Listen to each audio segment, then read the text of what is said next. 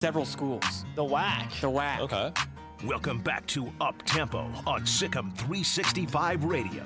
I think Coach Gundy would be like my guy that I would just like just a hair. Yeah. I just want to be able to see it flow when I kind of slam his arm down. Here's Drake Toll.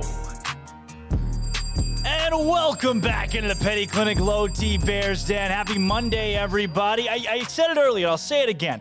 There's no way to have a case of the Mondays when Baylor baseball just runs through the gamut this past weekend. I mean, it destroys everybody. And when, even more importantly, Baylor men's tennis punches their ticket to the national quarterfinals in Orlando. And now we have joining the show Baylor tennis assistant Izak Merwe. That's right. Say it 10 times fast. So, Coach, first and foremost, thank you for coming on the show today. Pleasure to have you. Absolutely. Thanks for having me, Drake. Absolutely. So from Johannesburg, South Africa, to Old Dominion to play college tennis, then around the world as a professional tennis player, to Waco, Texas as an assistant, and now to Orlando, Florida in the NCAA quarterfinals. Coach, you're just traveling everywhere. Tennis is definitely an international sport, and it's a sport that you got to get ready to travel for. Lots of tournaments all over the place. So this is just another day in the life of, tennis players or tennis coaches, ready to jump on a plane and get down to Orlando, or some people call it the swamp, to go play some tennis. Coach, for you, a part of the ATP World Tour for 9, almost 10 years, looking at as high as 113 in the world in singles. I mean, you had an illustrious playing career.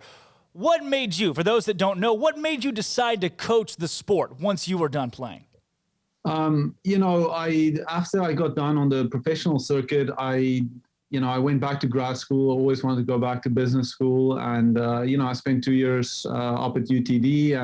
And then I worked a little bit in the corporate world for a couple of years. But then, I realized where, in college tennis, coaching is really something that was on the back of my mind, even when I was outside of tennis. And I was always thinking, something that I might want to go back to.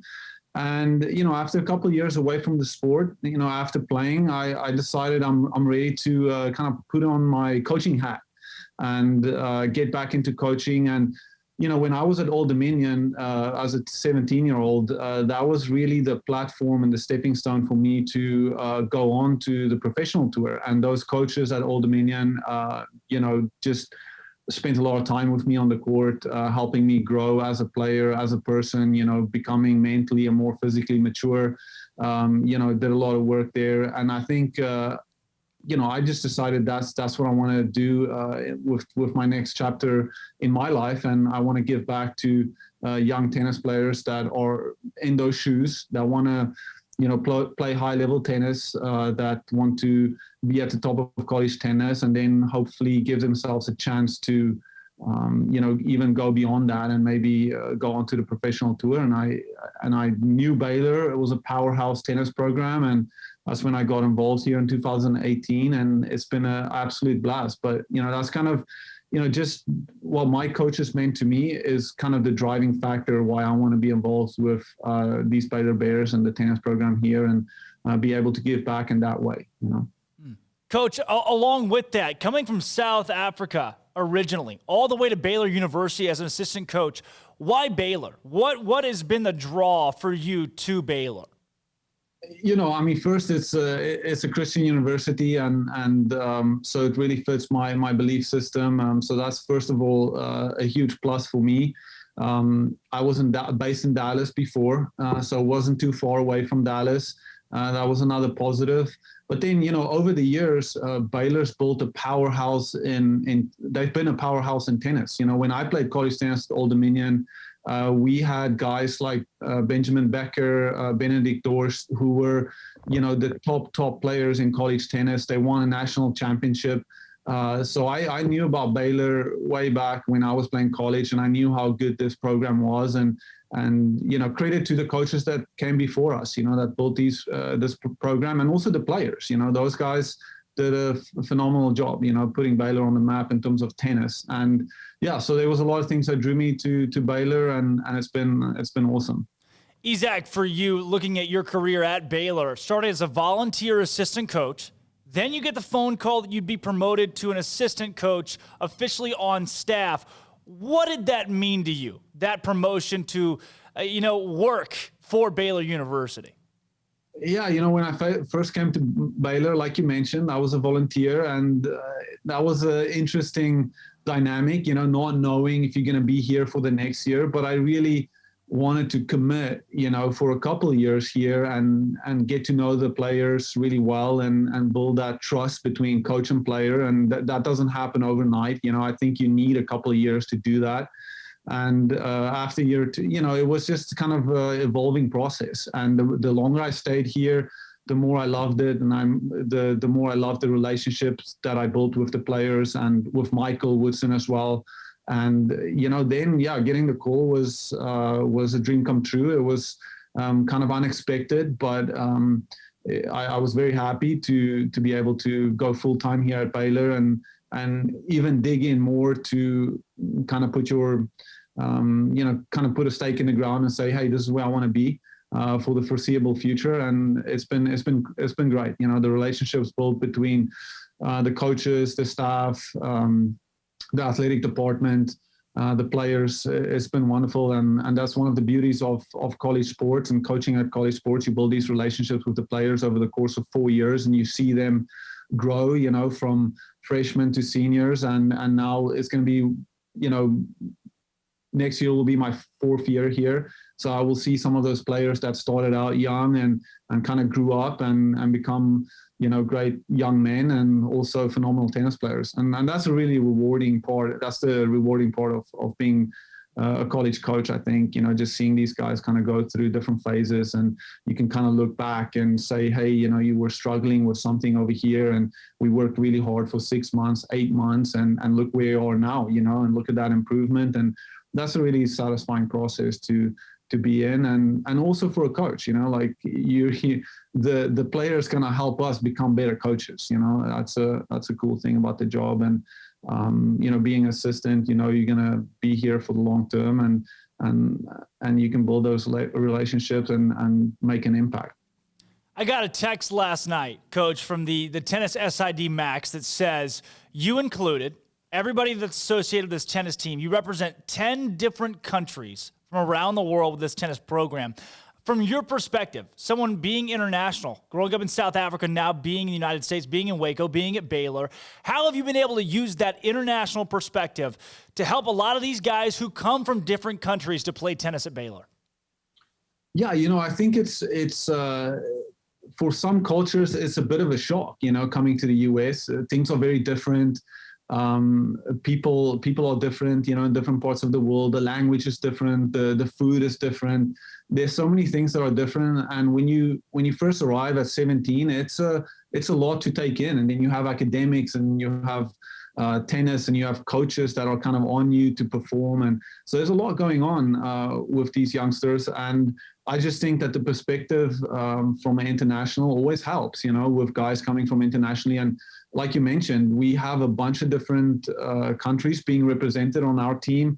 And, that's how tennis is. It's an international sport. And, we obviously look to recruit from all over. And there's a big pool of tennis players, not just in the US. And that's a big focus of ours, but internationally as well. And I think just having a little bit of that international experience, also just having been in their shoes as a young freshman at college, trying to maximize his potential as a tennis player and understanding the dynamics that's going on and how to manage all the things between language barriers and culture and all that. I think it helps. You can kind of empathize with the players when they're having a tough time, and you can be a little bit more patient. So I think it brings a nice flavor to our team to be a little international. Sometimes we even talk about international sports, and they can relate to that a little bit, maybe a little rugby, a little cricket, with the Aussies or with the Brits, so I know we can get into that a little bit. And so that's nice. That's nice to do. And, but I love the fact that we have a really diverse group of players on our team. And I think it's good for, I definitely think it creates a great experience for the Americans as well, to get people from other countries, learn about their cultures, and vice versa, So it's a really cool thing about college sports and college tennis for sure. Well, Coach, you don't get in a lot of different sports. So that's one of the things that I love about tennis is the fact that there are so many guys. You have a fraternity of guys from different countries that can learn different cultures and different backgrounds. And I want to take you now to this season, that group of guys that you've compiled. I mean, you're looking at a small nucleus of transfers that came to Baylor to help compete for a national championship this season, that have meshed into a program that had already solidified itself as a national powerhouse. How has this team come together this season to now be successful enough to make it into the final 16 remaining squads in the nation?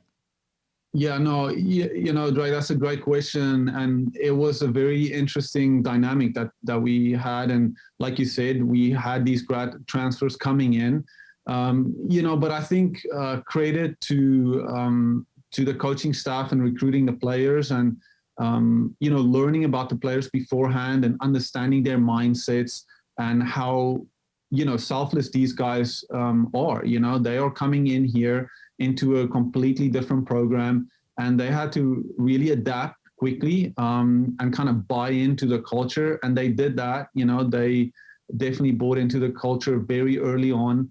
All our transfers were here in the fall, and we spent a lot of time with them, kind of integrating them into the team, into the kind of training program regime that we had. And the guys got really close. And I would say this is one of the closest teams I've been a part of in my playing career, and as well as here at Baylor. These guys are very close. They've put the team first always, and that is really fun to see. Because we do have a lot of high level players, and some of them will go on and play professional tennis beyond, but for now, they are putting the team first, and they will do anything for each other, So it's really cool to see, and cool to see how those guys took that culture to heart and really bought in real quick, And I think that's just a testament to how well they've done this season. We couldn't have done it if they didn't buy in early, So credit to them, and we're lucky to have them.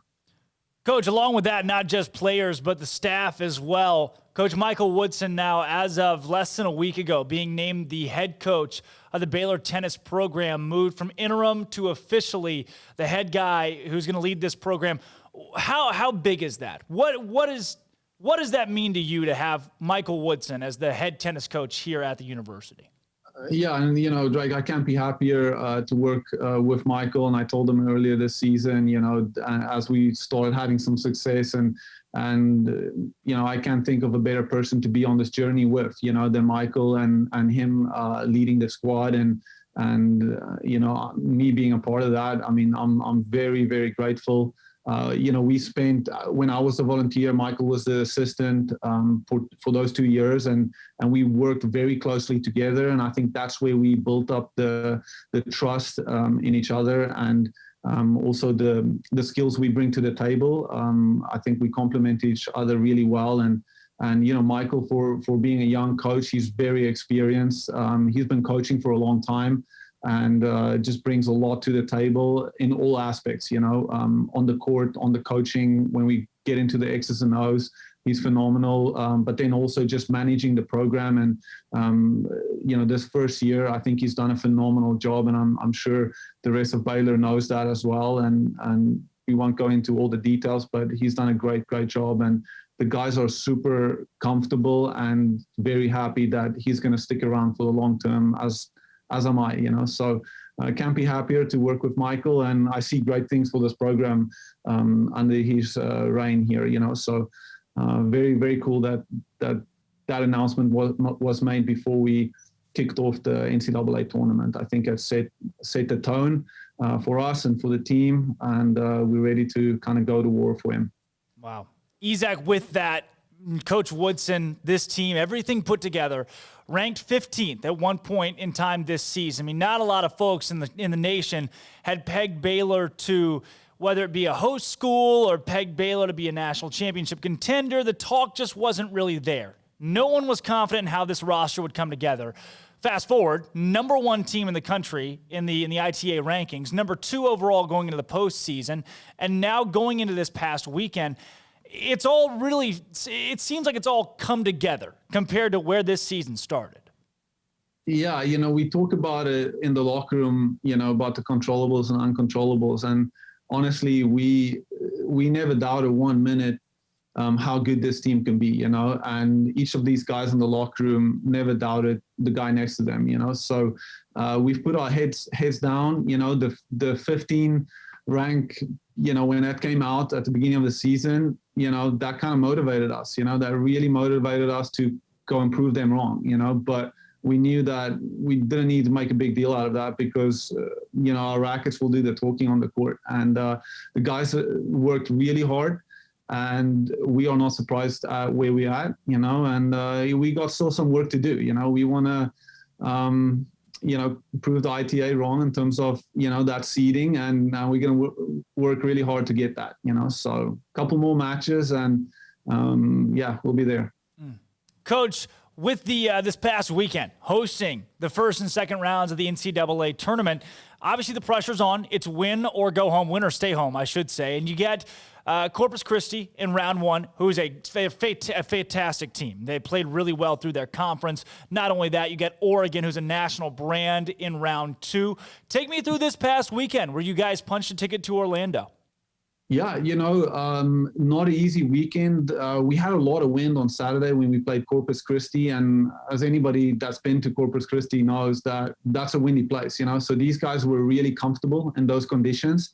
And I think our team stepped up to the plate and they did what needed to be done to get through that match. And it was really good. We were impressed with the mental, effort by the boys. And then on Sunday, playing Oregon, who just knocked off Alabama, who's a really good team as well. And Oregon, has some good wins, versus Stanford earlier in the season in the Pac-12. So they're a good team. We know that they have a lot of belief in themselves to knock off really good tennis teams.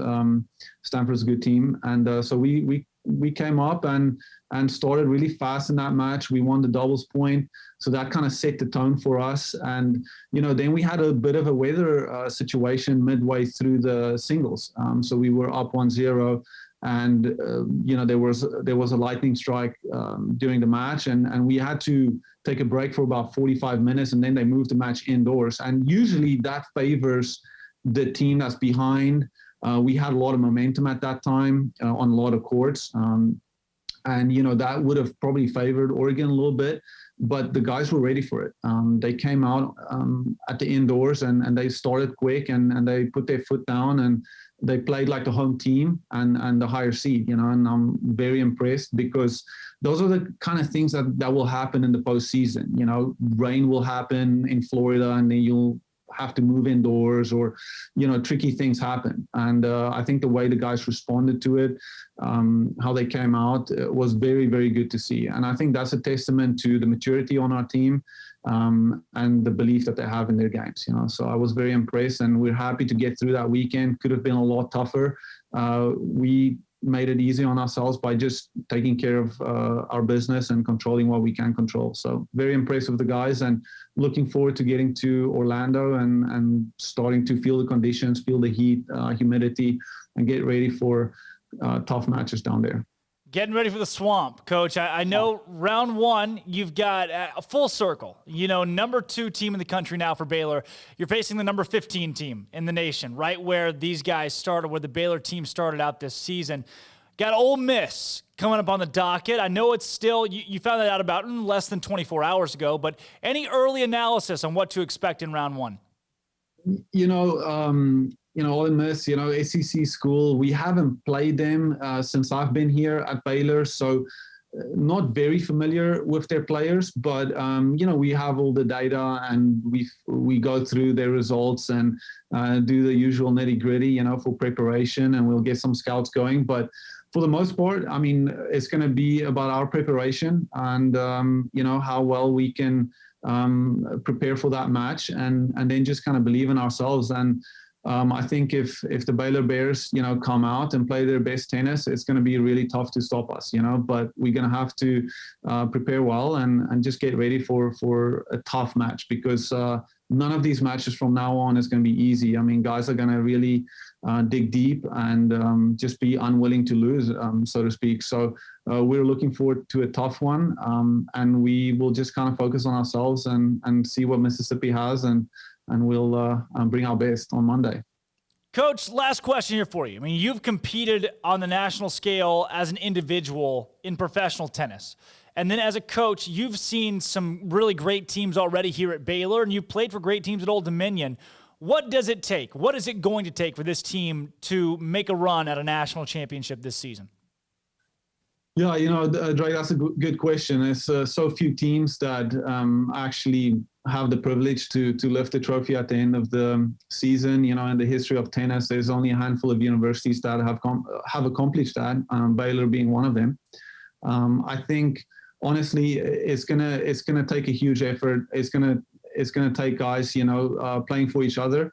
It's gonna basically take guys to prepare as well as they can and looking at the small things. Most of the hard work has been done. We've got into great shape. We've hit 1 million tennis balls this semester, like all these other teams. Kind of most of the hard work has been done. Now it comes down to the small things. How well do you prepare? Are you eating? Are you fueling correctly? Always all these small things that kind of add up, to something substantial.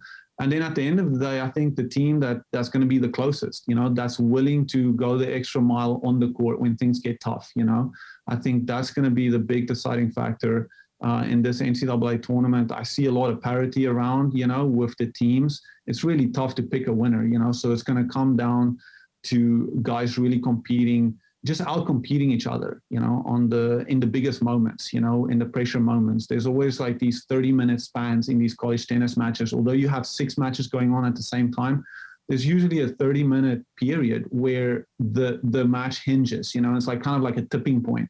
And whoever digs in those moments and can get the match and the momentum to swing their way in those tipping point moments, those are the teams that kind of survive, and I think that's what we're going to focus on, making sure we outcompete the other teams and just believe in ourselves. These guys have put in so much hard work. The times we were doing fitness, and we asking them to push themselves, and they don't want it because, it's hot, and it's tough, and guys are, close to the brink, and we kind of pushing them just a little further. That's what they're going to look back at and say, hey, I've done the hard work and I can survive out here. It's going to be hot and humid, but they're going to believe in themselves because they've put in the work, they've prepared well. And I think the team that can kind of dig in and tap into that kind of energy reserve and that kind of belief system and playing for each other, that's the team that's going to come out on top at the end of the day there in Florida. So I'm looking forward to doing that with the Bears, Coach, last question for you, and I want to thank you for coming on the show today and giving us your perspective. I love getting assistant coaches or those that don't usually get a voice in sports locally, but the fact that you're able to bring this perspective today is very much appreciated. And I want to know, our Bear Games question of the day today is, the Baylor baseball team put up 17 runs in an inning yesterday. Just absolutely, like, there are moments in sports. I remember myself, I was coaching a little league basketball team, and we were down, I think, like 19-0 at halftime, where it's not only is it just sad how bad you're losing, but it goes from being sad to just, I don't even know how to feel anymore. We're asking today, considering how demoralizing it was yesterday that Kansas State allowed 17 runs in an inning, what is the most demoralizing loss that you've been a part of? The one where it was past sad? Yeah, I mean, personally, in a team environment or just as an individual? As an individual, as a part of a team, as a fan, anything that you've got, we'll take.